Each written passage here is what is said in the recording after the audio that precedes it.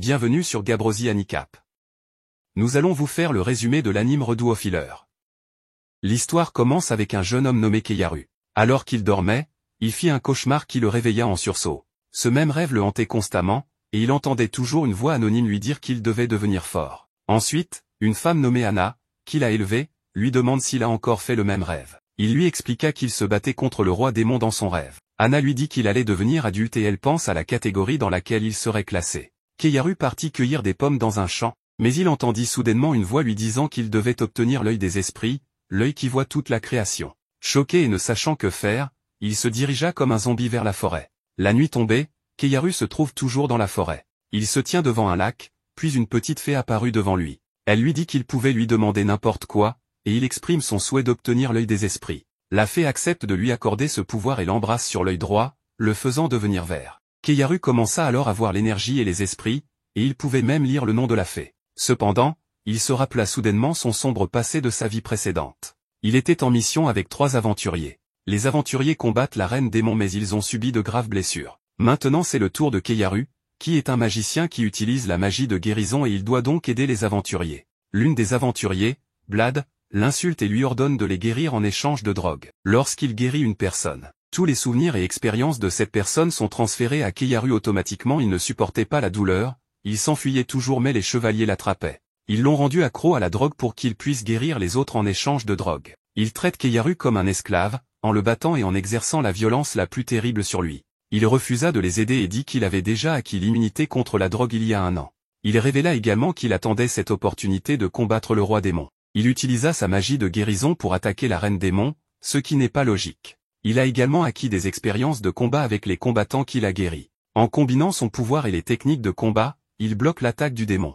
Il utilise son pouvoir pour renforcer son corps puis charge sur la reine malgré les attaques. Toutefois, il parvient à atteindre la reine démon et voit qu'elle pleure en disant que c'est la fin pour elle. Keiharu la vainc et se retrouve avec un joyau entre les mains. Il s'agit de la pierre philosophale. La princesse Flare lui demande de lui rendre le joyau mais Keiharu refuse affirmant qu'il sait que le royaume l'utilisera pour une incantation afin de pouvoir dominer le monde. Il dit qu'avec la pierre, il pourrait invoquer une magie quasi divine. Il dit aussi qu'il remonterait le temps afin de soigner le monde corrompu. La princesse lui dit que s'il faisait cela, il perdrait la mémoire. Mais il s'en fiche car il a juré qu'il n'oublierait pas la douleur qu'il ressentait puis il active sa magie et remonte le temps. Keiharu remercie la fée car elle l'a aidé à retrouver ses souvenirs. Il a donc décidé de se venger de la princesse Flare. Keiharu a été choisi comme héros tout comme dans sa vie antérieure. Il sait que la princesse viendra le chercher donc il a décidé d'acquérir une immunité contre les drogues en mangeant des plantes vénéneuses. Quelques jours plus tard, la princesse est venue le voir. Tout le monde est heureux que Keiharu soit devenu un héros. Sur la route vers la ville, la princesse dit à Keiharu qu'il l'aidera à progresser. Elle lui dit aussi de l'appeler de manière informelle. Quelques instants après, ils sont arrivés dans la ville. Cette ville a été construite sur les cendres des semi-humains et les survivants ont été réduits en esclavage. Keiharu est présenté au roi et découvre que celui-ci a une puissance hors du commun.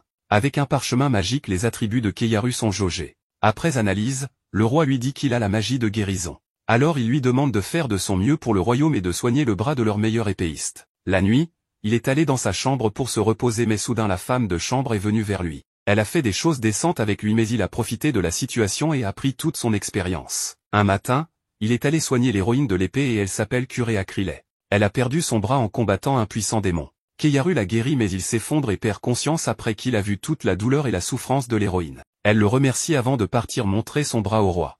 Après s'être effondré, Flare a demandé au vieil homme de faire ce qu'il faut pour que Keiharu soit utile au combat même s'il devrait le droguer. Ce dernier faisait juste semblant de perdre connaissance. Il voulait attendre le bon moment pour se venger. Le lendemain, il ne voulait pas continuer à soigner les gens à cause de la douleur mentale mais Flare est venue vers lui. Elle le traitait avec gentillesse et lui a dit que ses compétences aideraient beaucoup de gens mais Keiharu refuse. Quand elle est partie, elle a décidé de mettre des médicaments dans sa tasse de thé. Alors qu'il savait tout. Quelques instants plus tard la servante est allée voir Keiharu pour lui donner du thé. Après l'avoir pris, il perd connaissance et il est emmené en prison. Une fois en prison, il est tabassé par un garde et il lui promet de se venger de lui. Après être tabassé, il est drogué. Quelques jours plus tard, Flare est allé le voir et effectivement il était accro à la drogue. Elle lui demande de le supplier avant qu'il n'ait sa dose.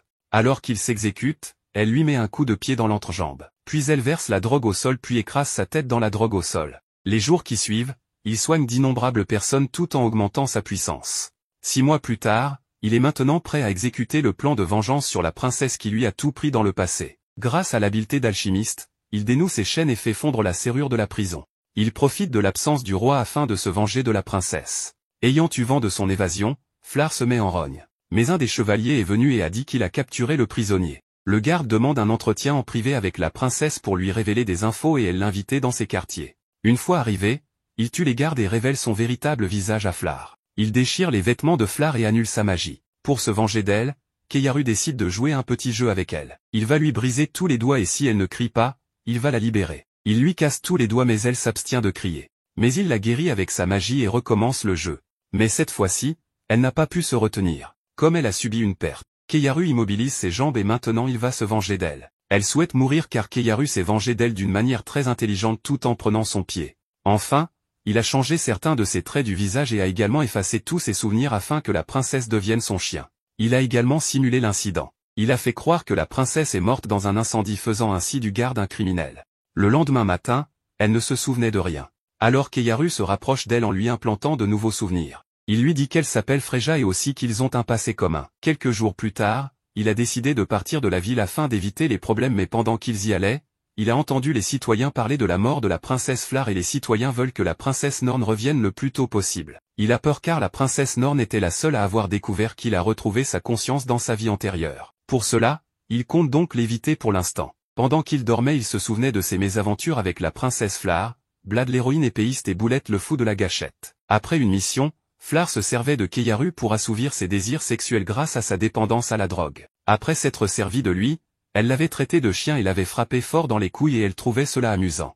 Après être sortie de la tente, l'héroïne Blad le retrouve et le tabasse pour s'être approché de la princesse car elle éprouvait des sentiments pour elle. Après cela, Boulette qui était un psychopathe le retrouvait, l'agressait et le battait. Puis soudain, Keyaruga se réveille de son sommeil en trouvant Freja à côté de lui. Il se réjouit de son rêve car il lui rappelle sa véritable mission. Il est allé se laver le visage dans la rivière et promet de se venger du reste des aventuriers à tout prix. Après, ils sont partis pour une ville nommée la Narita. Cette ville est située à l'est de l'Empire. C'est une bonne ville en termes de liberté mais c'est plein de crimes et d'actes illégaux. Ils vont dans un restaurant mais Keyaruga remarque quelque chose d'étrange dans l'eau. Cette eau est empoisonnée alors il a prévenu Freja. Il a remarqué que tous les habitants avaient des symptômes d'empoisonnement donc il a bu cette eau afin de faire une antitoxine. Quelques minutes plus tard, il a fabriqué un bon antidote qui agit contre l'empoisonnement et les maladies résultant de cet empoisonnement.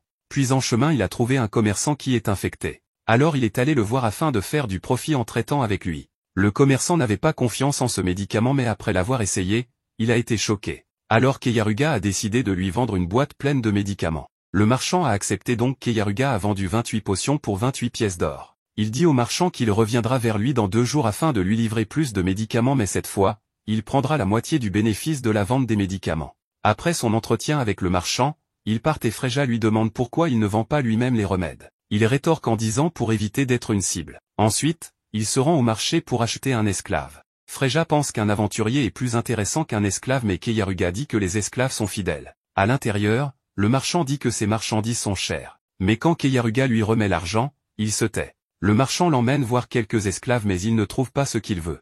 Alors qu'il se promène dans une galerie souterraine, il tombe sur quelque chose de spécial. Une fille appartenant au clan des loups de glace. Le marchand lui dit que la fille est certes puissante mais qu'elle ne peut plus devenir plus forte. Soudain, elle l'attaque de manière brutale mais le marchand la neutralise. Keyaruga va vers elle et découvre qu'elle voulait se venger d'une personne. Elle est habitée par une haine qu'elle ne supporte pas. Pour ce faire, Keyaruga décide donc de l'acheter et lui promet de l'aider à se venger avant qu'elle ne s'effondre. Le marchand pense que Keyaruga est fou mais lui seul sait ce qu'il fait. Keyaruga dit au marchand qu'il est satisfait de son achat ce qui envoie ce dernier avis. Une fois à l'auberge, Keyaruga lui a ôté son collier d'asservissement et il l'a soigné. Cette fille s'appelle Setsuna. Keyaruga a utilisé sa magie de guérison sur elle et découvre que les humains avaient envahi son village. Elle ainsi que d'autres membres de son clan ont été capturés et d'autres tués. Les survivants ont été vendus sur le marché aux esclaves. Les humains qui se sont occupés de l'attaque sont les mercenaires à la solde du royaume que Keyaruga déteste. Keyaruga boit l'antidote puis le donne à Setsuna en l'embrassant. Ensuite, il va voir le marchand afin de lui donner plus de médicaments. Le marchand a suggéré 10 pièces d'or par dose et bien sûr Keyaruga accepte. Au retour, Keyaruga est surpris que le marchand n'ait jamais tenté de le tromper. Une fois rentré chez eux, Keyaruga donne plus de médicaments à Setsuna par la même méthode mais elle se réveille et le gifle. Freja lui explique alors que pendant tout le temps où elle était évanouie, Keyaruga l'a soignée en lui faisant boire des potions. Elle comprend finalement les choses alors elle remercie Keyaruga de l'avoir soignée et pris soin d'elle. Puis Keyaruga demande à Freja d'aller leur chercher de la nourriture et des boissons et elle s'en va de ce pas. Aussitôt que Keiyaruga a le dos tourné, Setsuna l'attaque parce qu'elle voulait s'échapper mais il l'arrête. Il lui dit qu'il a défait son collier d'asservissement parce qu'il est plus fort qu'elle. Il peut donc l'arrêter à tout moment. Il lui dit qu'elle est faible donc elle ne peut pas protéger son village. Il lui dit qu'il la rendra plus forte et aussi il l'aidera dans la vengeance car demain les soldats du royaume attaqueront à nouveau son village. Il lui dit de lui donner son vrai nom, le nom inscrit sur son âme. Et lorsqu'elle le fera, elle deviendra son esclave toute sa vie mais elle accepte à condition que Keiyaruga sauve son village. Keiyaruga décide de lui donner de la force grâce à son pouvoir. Keiyaruga se met au travail et Setsuna commence à ressentir que sa force augmente puis elle fond en larmes. La nuit suivante dans le village des loups de glace, il y en a un grand nombre des soldats qui ont envahi le village. Les soldats ont capturé des filles qu'ils tiennent en laisse tout en les frappant. Setsuna veut intervenir mais Keiyaruga l'arrête en lui disant que les soldats essayaient d'attirer certains loups de cette façon. Il dit qu'elle devrait attendre pendant qu'il neutralise une partie des soldats d'abord ensuite elle va sortir et se venger. Keiyaru décide d'intervenir en mettant un masque sur son visage afin d'éviter des problèmes. Il dit qu'il est l'héros épéiste puis charge sur les soldats en les découpant comme lorsque le couteau entre dans le beurre. Une fois devant les semi-humains, Keiyaruga clame qu'il vient de la part de Setsuna pour les sauver. Alors que les soldats attaquent avec une multitude de flèches, Freja utilise sa magie la plus puissante et détruit les flèches avec un grand nombre de soldats éliminés. Soudain, Setsuna entre en scène pour se venger. Très en colère, elle décapite les soldats sans aucune pitié comme un chef cuisinier qui passe son couteau dans du saumon. Elle est vraiment heureuse parce que maintenant elle tue les gens qu'elle déteste. Quelques instants plus tard, toute l'armée est exterminée puis ils célèbrent leur victoire. Un peu plus tard, Keiyaruga découvre que les loups de glace pour se venger des humains ont empoisonné l'eau utilisée par les humains. Il dit qu'il peut renforcer ce poison pour tuer les humains à grande échelle mais Setsuna veut qu'il transforme le poison en un remède en utilisant sa magie. Puis après, et elle finit par lui donner son vrai nom et maintenant elle est à lui. Il décide de prendre soin d'elle jusqu'à sa mort. Pour la suite de son programme, il doit faire vivre un enfer à Blade et Boulette. Pendant ce temps, le sosie de Keiyaruga qui est le garde Leonardo se tenait devant le roi. Le roi lui pardonne pour son incompétence en lui donnant la chance de lui amener le vrai héros guérisseur. L'héroïne de l'épée a entendu une nouvelle ennuyeuse. La nouvelle c'est qu'il y a quelqu'un qui a utilisé ses techniques et a également mentionné qu'il est un héros épéiste et elle décide de vérifier. Keiyaruga est assis au bord de la rivière. Il regarde Setsuna et Freja jouer dans la rivière. Mais quelques instants plus tard, Keiyaruga décide de les rejoindre pour passer du bon temps ensemble. Et comme d'habitude, il ne laisse pas passer l'occasion pour faire quelques séances d'étirement avec les filles. Il décide d'aller chez le marchand pour lui vendre des médicaments. En route, Setsuna exprime son malaise d'être dans cette ville mais Keiyaruga la rassure en disant qu'aucun marchand d'esclaves ne va l'importuner. Pendant qu'il passe, un homme sans abri appelle Keiyaruga en lui proposant d'acheter Setsuna pour une pièce d'or, ce qui met Setsuna en colère. C'est alors que Keiyaruga dit à l'homme qu'il devrait payer 1000 pièces d'or pour Setsuna. Le clochard se sent insulté après la proposition de Keiyaruga. Alors il charge sur Keiyaruga mais Setsuna l'arrête et est sur le point de lui casser le bras. Keiyaruga félicite Setsuna ce qui la rend heureuse. Puis Keiyaruga utilise la magie de guérison sur cette personne et découvre que c'est l'un des soldats qui a survécu lors de l'attaque du village des loups de glace.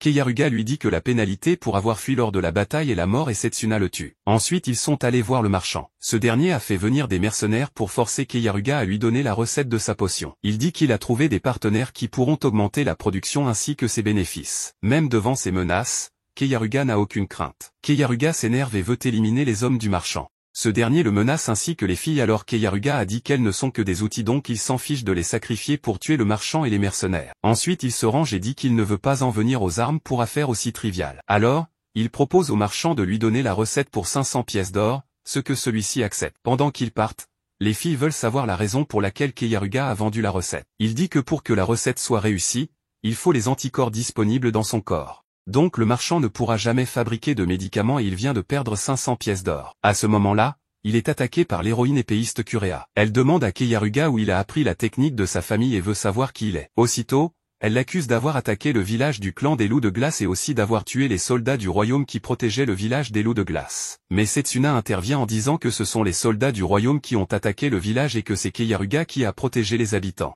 Toutefois elle n'y croit pas parce qu'elle pense que Keiyaruga a lavé le cerveau des filles. L'héroïne veut tuer Keiyaruga mais Freja intervient en utilisant sa magie mais Kurea esquive l'attaque et assomme Freja. Alors Keiyaruga s'est mis en colère parce que Kurea a blessé Freja. Il décide de la combattre seul en mettant Setsuna sur le côté, puis il commence à se battre. Le combat est très rude et palpitant. Malgré la force incommensurable de l'héroïne, Keiyaruga parvient à briser son épée en utilisant un sort mais elle n'abandonne pas et continue en lui donnant un coup au ventre l'envoyant ainsi valser dans un mur. Elle sort une nouvelle arme continuant à se battre tout en demandant à Keiyaruga son identité. Keiyaruga utilise l'une de ses potions sur l'héroïne et elle commence à ressentir aussitôt les effets. Pour combattre l'aphrodisiaque de cette potion, elle se blesse avec son arme. Pensant qu'elle est à sa merci, Keiyaruga fonce sur elle mais elle réussit toutefois à lui couper le bras. Aussitôt, il régénère son bras et montre à Kurea les atrocités perpétrées par le royaume. Ne pouvant pas supporter cela, elle perd connaissance. Une fois à l'auberge, Setsuna pense qu'elle ne sera jamais aussi forte que Kurea mais Keiyaruga lui dit qu'elle le pourrait et Freja profite pour s'excuser pour sa défaite contre Kurea. Keiyaruga soigne l'héroïne et elle se réveille. Elle demande ce que Keiyaruga lui a fait et il lui dit qu'il ne lui a montré que la vérité sur le royaume mais elle ne veut pas le croire. Il lui dit que les esclaves semi-humaines qu'elle voit à travers le royaume ont été capturés et vendus après que leur village a été attaqué. Kurea est surprise par les révélations de Keiyaruga et elle lui demande s'il veut la tuer. Mais Keiyaruga lui dit que si c'était le cas,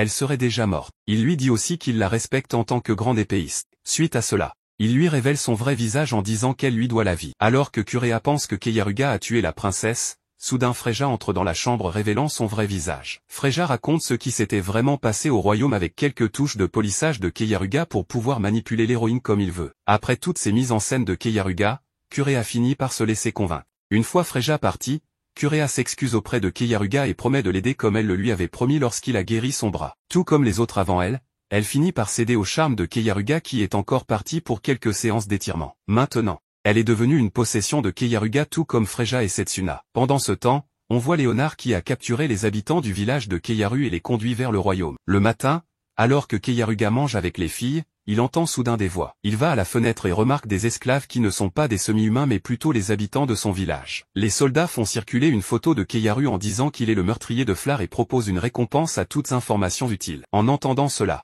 Freja dit que le royaume est impardonnable. Keiyaruga demande à Kurea d'aller se renseigner sur ce qui est arrivé aux villageois. Puis il l'embrasse avant qu'elle ne parte devant Freya et Setsuna. Pendant ce temps, Léonard reçoit l'un de ses gardes qui lui dit qu'ils n'ont toujours pas d'infos utiles et cela l'énerve au plus haut point. De retour, elle lui rapporte que le village a été attaqué sous prétexte que les villageois sont des hérétiques tout comme Keiyaruga. Keiyaruga reconnaît bien là, la spécialité de Léonard. En colère et triste, il décide d'aller à la rencontre de Léonard et en se faisant passer pour le soldat qu'il avait tué dans la ville de la Narita. Une fois sorti, il voit les soldats passer et il en profite pour attirer un de ses vieux amis. Il dit qu'il s'était échappé de la bataille mais comme l'évasion est passible de mort, il demande alors son aide pour rentrer de nouveau dans l'armée. Ensuite, il lui remet une lettre portant l'emblème du royaume pour qu'il le donne à Léonard. Keiyaruga profite pour se renseigner sur l'attaque de son village et le soldat révèle quelques infos en plus de l'agression subie par la femme qui avait élevé le héros guérisseur. Keiyaruga est choqué par ce discours car cette femme est comme sa mère. En plus, elle est la seule qui lui a permis de ne pas perdre son humanité. Il veut tuer Léonard de la manière la plus horrible. Léonard vient au rendez-vous et demande à savoir où se cache le héros guérisseur. Mais avant, il veut la parole de Léonard qu'il réintégrera l'armée. Alors que Léonard se rapproche de lui, Keiyaruga lui révèle son vrai visage, ce qui le surprend. Keiyaruga utilise sa magie de guérison pour voir ce qui s'est passé dans le village et effectivement la scène était très dure. Pour se venger de lui, il transforme Léonard en fille. Au lieu de se taire, Léonard commence à se vanter de ce qu'il a fait à Anna devant tout le village. Pendant ce temps, Keiyaru est muet comme une tombe. Ne sachant pas ce qu'il attend, il lève la tête et voit des personnes droguées à l'aphrodisiaque au-dessus de lui. De là, il a compris qu'il est dans la merde totale. Maintenant, Léonard va se faire détruire comme Anna. Keiyaru part la trouver mais avant qu'il puisse l'approcher, elle est morte. Il utilise la magie de guérison sur elle mais en vain. Il rentre chez lui, le moral à zéro. Keiyaruga décide de verser ses dernières larmes et de se débarrasser de ses émotions. Maintenant, il est plus décidé que jamais pour prendre sa vengeance sur l'Empire. Le lendemain, Kurea informe Keiyaruga de l'exécution des villageois qui est prévue dans 5 jours dans l'arène du Colisée. Elle lui dit que l'arène est bien gardée par des soldats en plus des barrières magiques qui sont déployées. Kurea lui dit que c'est suicidaire ce qu'il veut faire mais il lui dit que s'il ne fait rien,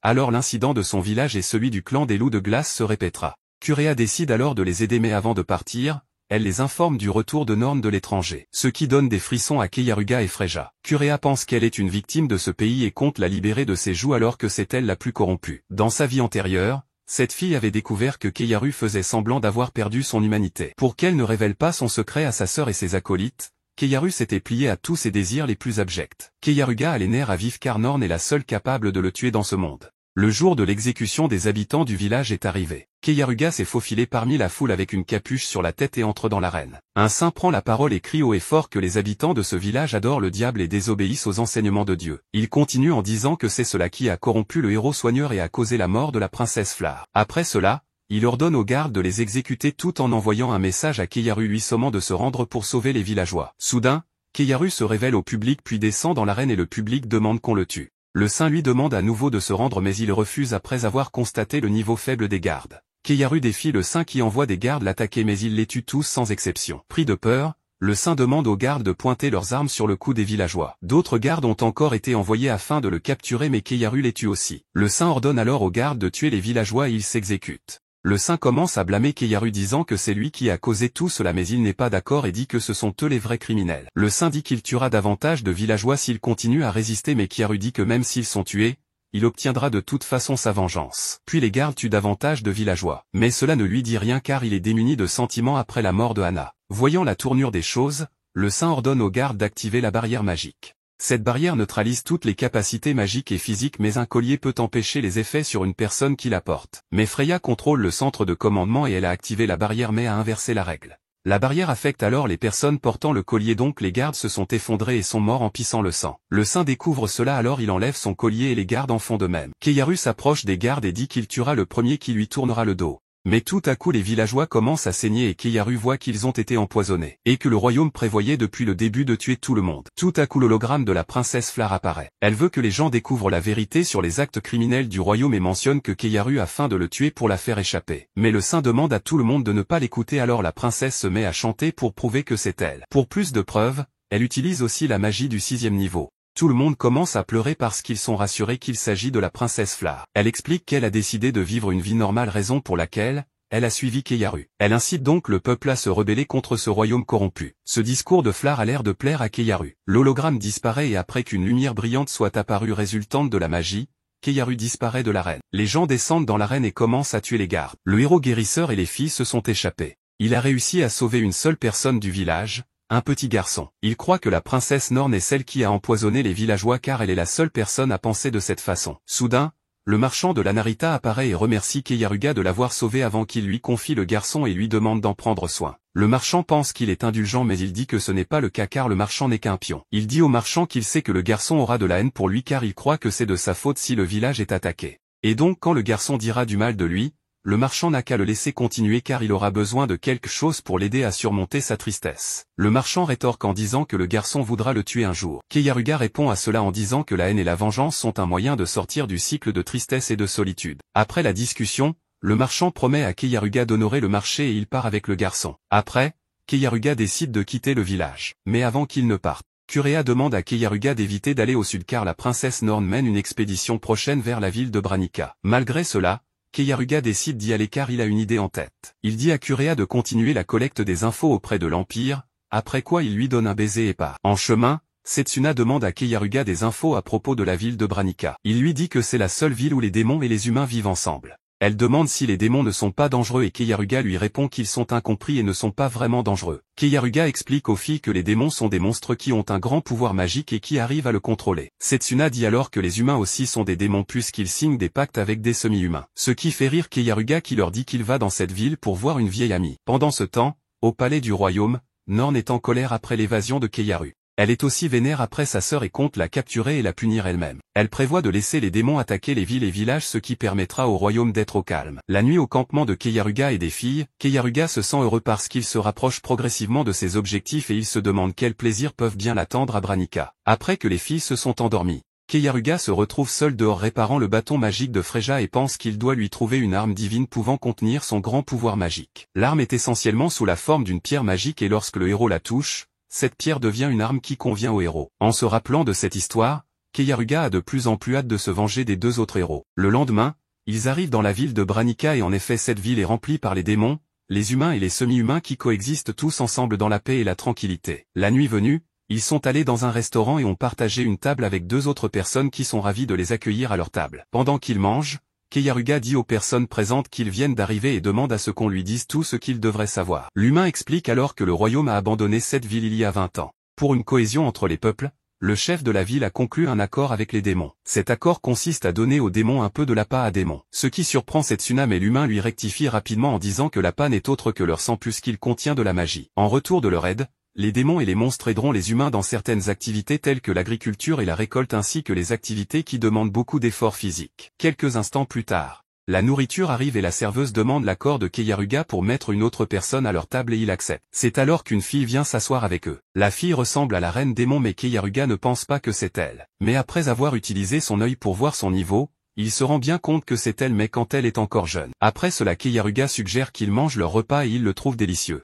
Freja trouve le mode de vie des habitants extraordinaire et s'inquiète que le royaume voudra détruire ce que les habitants ont construit, une fois qu'ils seront au courant. Le démon rétorque qu'il y a des démons qui détestent les humains et qu'il y a différents types de démons, raison pour laquelle ils ont un roi des démons. Alors que tout le monde s'imagine le roi démon dans sa tête, Keiyaruga dit que c'est une reine et que c'est la fille à côté de lui qui est cette reine. Pendant que tout le monde rit de ses affirmations, il dit à la fille qu'elle ressemble à la reine des démons qu'il connaît. Mais la fille dit qu'il se trompe de personne. Pour se faire pardonner auprès de la fille, il l'invitait à manger avec eux et elle accepte. La fille lui demande pourquoi est-ce qu'il dit qu'elle est la reine des démons. Il dit que c'est parce qu'il l'a rencontrée il y a longtemps. Il dit qu'elle avait les ailes noires, les yeux pourprés et les cheveux argentés. Le démon dit que la description qu'il a donnée s'applique au démon de la tribu des ailes noires. Il dit aussi que ce serait mal que la royauté vienne de cette tribu, raison pour laquelle le roi actuel a mis une prime sur la tête de ses membres. Après avoir mangé, la fille remercie Keiyaruga d'avoir partagé sa bouffe avec elle mais elle lui dit de ne plus s'impliquer dans ses affaires sinon il sera condamné à mourir. Il lui dit qu'elle sera bientôt attaquée alors il lui conseille de bien se défendre. Aussitôt,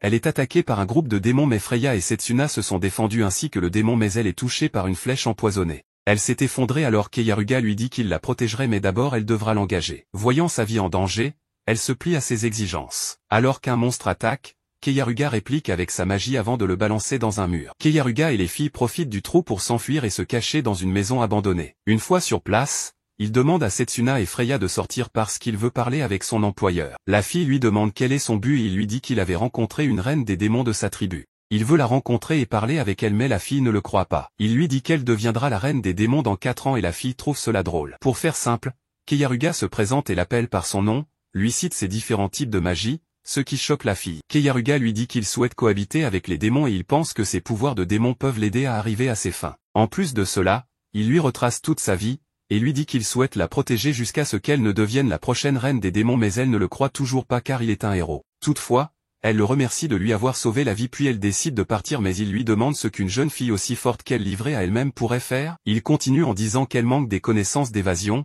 de précaution, des alliés et surtout de la prévoyance. Elle crie au silence et ne veut rien entendre mais Keiyaruga continue en disant que bientôt ses ailes deviendront de plus en plus lourdes car les âmes des morts de sa tribu y résident. Keiyaruga lui suggère de se venger mais elle dit qu'elle ne peut pas car elle n'a plus ses gardes. Keiyaruga se propose alors pour être son protecteur. En plus, il lui suggère de tuer le roi démon et de prendre sa place. La fille est perplexe face à cette proposition et elle dit qu'elle ne pense pas Keiyaruga soit un justicier. Elle lui demande alors son but et il répond qu'il veut le cœur du roi démon actuel. Elle dit à Keiyaruga de lui laisser la nuit pour y réfléchir. Le lendemain, Keiyaruga prépare une soupe que Setsuna et Freja trouvent délicieuse et Keiyaruga leur dit de manger à leur faim vu qu'elle travaille depuis le matin. Après, il se tourne vers la démone qui est gênée et il lui dit de bien réfléchir à deux avant de tenter un homme. Alors, elle demande à Keiyaru s'il était une bonne ou une mauvaise personne. Freja et Setsuna répondent qu'il est une bonne personne, ce qu'il lui confirme lui-même en disant qu'il n'y a personne de meilleur que lui dans ce monde. Il continue en disant qu'il est gentil, bien élevé et guidé par son sens de la justice.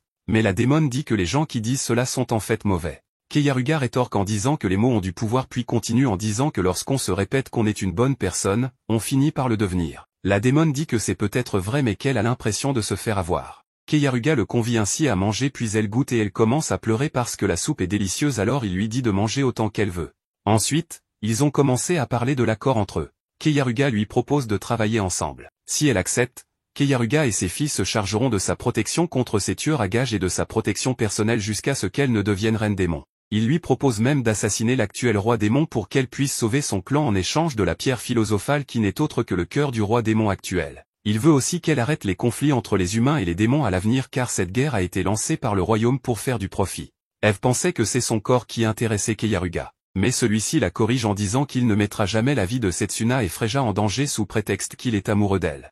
Il continue en disant qu'elle a une trop haute estime d'elle-même. Alors, elle décide finalement de les rejoindre. Elle dit aussi qu'elle les aidera quand il le faudra car elle est plus forte qu'il n'y paraît. Et le fait de dire fièrement cela, commence à inquiéter Keiyaruga. Ensuite, alors qu'ils sont à l'écurie, Keiyaruga dit que les ailes noires sont des démons exceptionnels et qu'elle n'aura pas du mal à contrôler les monstres. Il lui demande alors le nom de l'être démoniaque qu'elle possède. Elle dit que ce n'est pas un monstre mais que c'est un dieu et son nom est Caladrius, l'oiseau divin mortel. Il est surpris par ce discours parce que ce dieu a éliminé l'une des maladies les plus mortelles par le passé. Une autre légende dit aussi qu'il pouvait propager des maladies et les éliminer en même temps. En plus un seul de ses battements d'ailes peut détruire une ville entière. Keiyaruga est bien décidé à la voir et il veut aller le voir pour l'apprivoiser, mais la démone a peur parce que l'oiseau est très dangereux. Keiyaruga lui dit alors que si elle veut affronter le roi démon actuel et sauver ses congénères, il leur faudra plus de force de combat. La démone dit que même s'il a raison, elle ne pourra pas surmonter les épreuves car elle sera confrontée aux pires maladies mais Keiyaruga lui dit qu'il la soignera. Ensuite, il décide d'y aller pour recueillir des informations et il change de visage pour éviter d'être reconnu. Eve lui demande alors si le visage qu'elle voyait depuis le début est un faux. Keiyaruga rétorque que son vrai visage est différent. Et Eve dit qu'elle aimerait bien le voir un jour et elle pense qu'il serait tordu tout comme son esprit. Une fois en ville, il est attaqué par l'un des soldats du roi des démons car il a reconnu son odeur, mais Keiyaru le vainc facilement avant de retourner à la maison avec quelques cadeaux pour les filles. Elles aiment ses nouveaux vêtements et Freja veut les essayer en même temps. Elle se déshabille devant Keiyaruga ce qui choque Eve alors Keiyaruga lui suggère d'aller se changer dans la pièce d'à côté. La nuit, Setsuna suit l'odeur du démon qui avait attaqué Keiyaruga dans la journée jusque dans la forêt. Une fois sur place, Keiyaruga utilise une potion sur le bœuf du démon l'obligeant à attaquer son maître. Le bruit du démon attire ses amis puis Keiyaruga et Setsuna se jettent sur eux et les tuent tous avant de les enfermer dans un trou de glace pour qu'ils ne puissent pas s'échapper. Keiyaruga leur demande alors s'ils sont les seuls en ville à savoir pour Eve. L'un d'eux dit qu'ils sont les seuls au courant et promet qu'ils attaqueront plus jamais Eve si Keiyaruga les laisse partir. Mais Keiyaru dit qu'il les libérerait dans 2 semaines environ. Il veut qu'ils aient faim pour reconnaître la valeur de la nourriture car ils ont détruit la taverne en ville. Il dit qu'ils peuvent compter sur le bœuf pour manger à moins que le bœuf ne les mange en premier puis Keiyaruga et Setsuna partent. Keiyaruga change d'auberge et les filles la trouvent très bonne.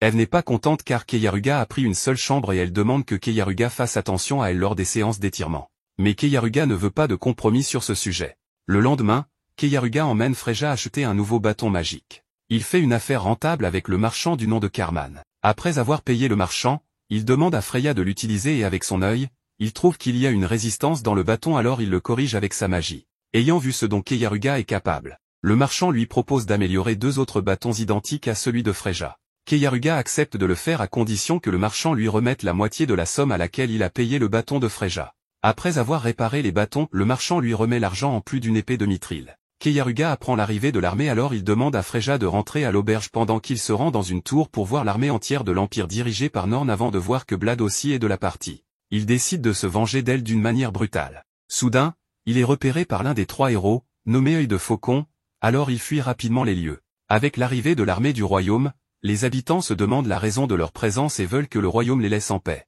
Peu après, Blad drogue une fille qu'elle avait vue à son arrivée dans la ville et l'emmène dans sa chambre. Elle lui dit qu'elle va l'emmener dans un splendide monde de plaisir et pour la suite je vous laisse l'imaginer. Keiyaruga et les filles vont à une rencontre d'affaires avec Carman, le marchand de la dernière fois, dans un restaurant et Keiyaruga trouve qu'il est bon. Carman dit qu'ils sont là pour les affaires donc ils doivent négocier avant d'être saouls.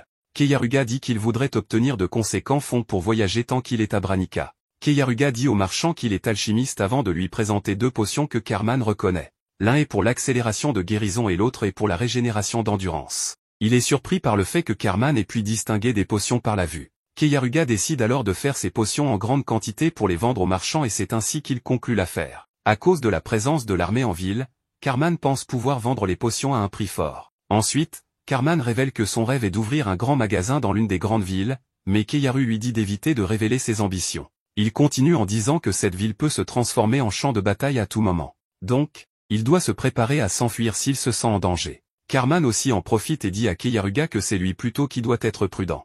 Le marchand dit que l'héroïne Blad a agressé l'une des filles qui travaille avec lui dans le magasin. La fille est complètement brisée mais son père ne peut rien dire malgré le fait qu'il connaît le responsable de l'agression de sa fille. Carman dit que l'héroïne prend pour cible les belles filles. Keiyaruga veut saisir cette opportunité pour se venger d'elle en utilisant Freja comme appât mais il pense qu'elle pourrait découvrir sa vraie identité puisqu'elle avait un amour obsessionnel pour elle mais il abandonne finalement l'idée. Le lendemain, Keiyaruga demande un service à Freja et à sa grande surprise, il lui demande de lui faire un maquillage. Ce qui fait éclater Freya de rire en disant qu'elle ne pensait pas que Keiyaruga avait ce genre de hobby. Mais Keiyaruga lui dit qu'il a simplement quelque chose à régler. Ce qui suscite encore plus la curiosité des filles. Freja accepte de faire ce qu'il veut mais avant elle se transforme en une fille et les filles le trouvent très mignonne. Vu qu'elle est déjà belle, Freja propose de lui faire un léger maquillage pour mettre en valeur son charme. Après avoir été maquillée, les filles sont encore plus surprises par la beauté de Keiyaruga. Une fois la nuit tombée, il sort pour se rendre dans l'établissement où l'héroïne a l'habitude d'aller. Mais en route, il se fait agresser par des racailles dans la rue. L'un d'eux le maintient et il leur dit qu'ils vont le regretter et les exhorte à fuir tant qu'ils le peuvent mais les gars le trouvent drôle. Son sourire habituel se dessine sur son visage et quelques secondes les gars sont tous par terre. Ensuite, il se rend au bar en se faisant passer pour une noble. Quelques instants plus tard, l'héroïne de l'épée arrive et la prend déjà pour cible. Elle s'approche de lui et il commence à taper la discute. Après quelques verres, Keiyaruga décide de rentrer mais Blad l'incite à en prendre un autre verre de vin dans lequel elle a mis une aphrodisiaque et un somnifère. Mais il ne le voulait pas et dit qu'il devait rentrer chez lui. Mais Blad le force toutefois à boire en l'embrassant. Il la repousse et se lève pour rentrer mais elle s'écroule et Blad le rattrape avant qu'elle ne perde connaissance dans ses bras. Pendant qu'elle l'emmène chez elle, le père de l'une des filles qu'elle avait agressée intervient pour venger sa fille et il l'attaque avec un couteau mais elle l'esquive. L'homme tombe mais il se relève et la charge à toute vitesse. Blad jette Keyaruga sur lui, ce qui le pousse à frapper cette personne. Blad est surprise que sa drogue n'ait pas fonctionné sur lui. Elle veut connaître l'identité de Keyaruga, alors elle l'attaque avec son épée mais il esquive. Keyaruga contre-attaque en la frappant au visage, ce qui la met en colère. Alors Blad utilise le pouvoir de son arme divine pour augmenter sa force et son pouvoir de guérison. Keyaruga la charge mais elle le bloque et le repousse alors il lui balance une aiguille empoisonnée dans le cou qui n'a aucun effet sur elle. Blad fonce sur lui et lui balance une attaque meurtrière mais il l'esquive. Avec cette attaque, Keyaruga se rend bien compte de la puissance de l'héroïne. L'héroïne finit par mettre la main sur Keyaruga et elle l'étrangle en disant qu'elle aime les filles fortes comme Keyaruga. Il résiste un moment mais finit par se laisser faire, tout cela parce qu'il veut mettre en œuvre le plan qui était dans sa tête pour se venger. Blad la fracasse contre le sol et il finit par s'évanouir. À son réveil, il se retrouve attaché de part et d'autre sur un lit. L'héroïne de l'épée qui était très heureuse de pouvoir faire du sale avec Keyaruga qu'elle pense être une fille découvre qu'il est en réalité un garçon. Après sa découverte, elle s'est complètement effondrée. Keyaruga défait ses liens et il l'égratigne le ventre avec une aiguille empoisonnée pour l'immobiliser. Et maintenant, la vengeance peut commencer. Blad n'en revient toujours pas que Keyaruga soit un garçon. Elle tente de se rapprocher de son épée en disant qu'elle le tuerait mais Keyaruga la neutralise avec de petits couteaux. Blad finit par s'évanouir et Keyaruga utilise sa magie sur lui et apprend que Norn compte lancer une opération de nettoyage dans la ville dans 3 jours. Quelques instants plus tard, Blad se réveille, voit Keyaruga et lui dit qu'elle va le tuer. Blad tente de se lever mais remarque que ses jambes sont immobilisées. Il fait de nouveau venir les cannibales qui se sont occupés de Léonard auparavant pour se débarrasser d'elle. C'est alors que Blad comprend que c'est chaud pour elle. Alors elle commence à supplier Keyaruga pour qu'il la laisse partir. Mais Keyaruga lui dit qu'il ne peut rien faire pour elle. Il a également préparé de la nourriture pour qu'il puisse manger et regarder le spectacle. Il lui dit que si elle réussit à gagner à un petit jeu, il lui laissera la vie sauve et elle sera libre. Pour qu'elle puisse gagner, il faudrait qu'elle arrive à séduire les hommes de telle sorte que leurs désirs prennent le pas sur leur faim car ils sont affamés à cause d'une potion et un aphrodisiaque est en jeu. En plus, elle doit être en mesure de les satisfaire jusqu'au matin sans être dévorée, pour être libre. Elle a tenté de faire de son mieux pour séduire les cannibales mais elle n'a pas pu. Au final, elle s'est faite dévorer par les 3 cannibales.